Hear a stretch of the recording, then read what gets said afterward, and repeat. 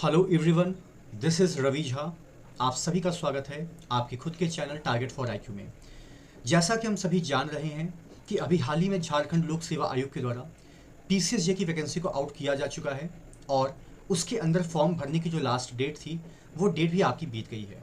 और अगर सब कुछ ठीक ठाक रहा तो हम दो प्रिजम्पशन लेकर चल रहे हैं। एक प्रिजम्पशन ये है कि देयर माइट बी पॉसिबिलिटी कि इसका प्री का जो एग्ज़ाम है वो आपका दिसंबर मंथ में हो सकता है, और अगर किसी कारणवश ये दिसंबर में नहीं हुआ तो ये मान के चलिए कि जनवरी यानी कि सन 2024 अगले साल जनवरी माह में आपका ये एग्ज़ाम कंडक्ट ज़रूर होगा।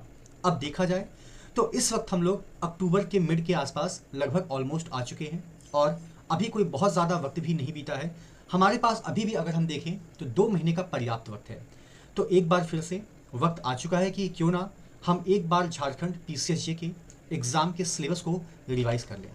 अगर हम इस ओवरऑल एग्ज़ाम को देखते हैं तो हमें ये पता चलता है कि एग्ज़ाम 3 चरणों में आपका कंडक्ट होता है। पहला पार्ट है आपका प्रिलिमिनरी एग्ज़ाम का, जिसमें ऑब्जेक्टिव सवाल पूछे जाते हैं। इसका ड्यूरेशन लगभग 2 घंटे का होता है और सबसे बड़ी बात यह है कि इसमें नेगेटिव मार्किंग का कोई भी प्रावधान नहीं है।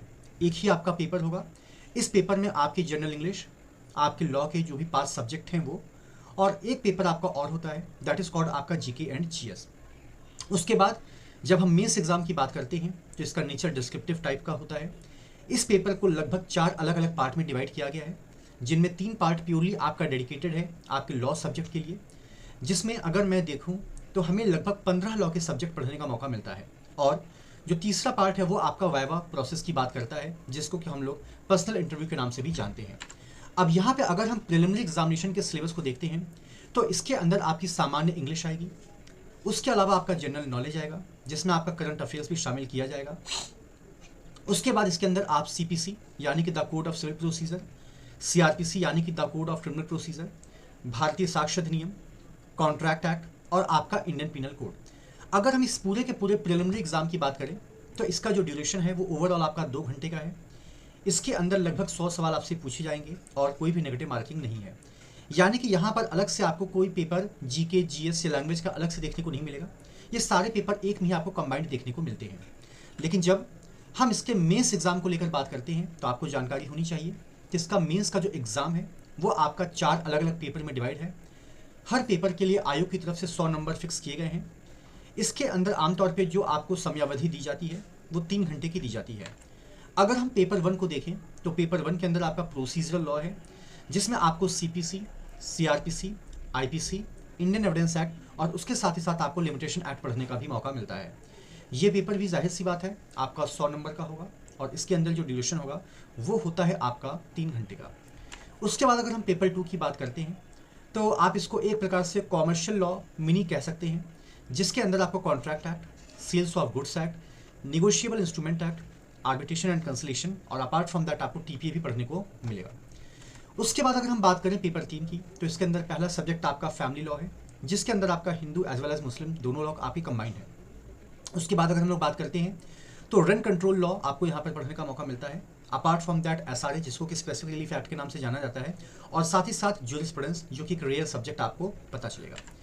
इसके बाद अगर हम पेपर 4 की बात करते हैं तो इसके अंदर आपको आमतौर पर हिंदी, इंग्लिश, इससे संबंधित ऐसे हो सकता है, प्रिसाइज राइटिंग आ सकती है, पैराफ्रेजिंग और ट्रांसलेशन का वजन आपको देखने को मिलता है।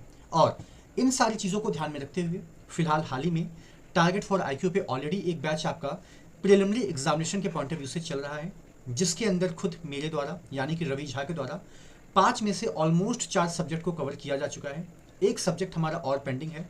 The name of that subject is called आपका the code of civil procedure. इसी के साथ साथ 2 अनाउंसमेंट आपके साथ करनी है। अनाउंसमेंट नंबर 1 ये कि हम बहुत ही जल्द झारखंड पीसीएसजे को ध्यान में रखते हुए एक क्रैश कोर्स लॉन्च करने वाले हैं। इस क्रैश कोर्स के अंदर लगभग ज़्यादा नहीं लेकिन हाँ 30 से 45 दिनों के अंदर आपके जितने भी लॉ के सब्जेक्ट्स हैं, अमूमन लॉ के जो 5 सब्जेक्ट हैं, उनको लेकर एक विस्तार पूर्वक आपके साथ चर्चा की जाएगी और हर वो सवाल, हर वो सेक्शन, हर वो केस लॉज, हर वो इलिस्ट्रेशन जो आपके एग्जामिनेशन के पॉइंट ऑफ व्यू से होगा वो आपके सामने रखा जाएगा। इसी के साथ जैसा कि आपने इसके मेंस के एग्जाम में देखा है कि मेंस का सिलेबस कोई बहुत ज़्यादा आसान नहीं है। इसके अंदर आपको लॉ के 3 पेपर देखने को मिलते हैं और अगर हम तीनों पेपर के लॉ सब्जेक्ट को कैलकुलेट करें तो उसके अंदर हमें लगभग 15 सब्जेक्ट देखने को मिलते हैं। तो आप एक चीज़ मानकर चलिए कि जब आपका प्री क्वालिफाई हो जाएगा तो आपके पास कोई बहुत ज़्यादा वक्त नहीं होगा कि आप मेंस के लिए प्रिपरेशन कर सकें। और ऐसा भी नहीं है कि ये कोई छत्तीसगढ़ पीसीएचई है जहाँ पे सिर्फ फ्रेमिंग और जजमेंट राइटिंग सिविल और क्रिमिनल पूछ के आपके एग्जाम को ख़त्म कर दिया जाएगा। तो इन सारी चीज़ों को ध्यान में रखते हुए इसी मंथ के 15 अक्टूबर से target for IQ Jharkhand PCHE pre को लेकर एक कोर्स लेकर आएगा जिसके अंदर क्विक रिवीजन होगा। 30 से 45 दिन का हमारा टारगेट है। और अपार्ट फ्रॉम दैट उसी के साथ साथ हम मेंस एग्ज़ाम को भी साथ लेकर चलेंगे।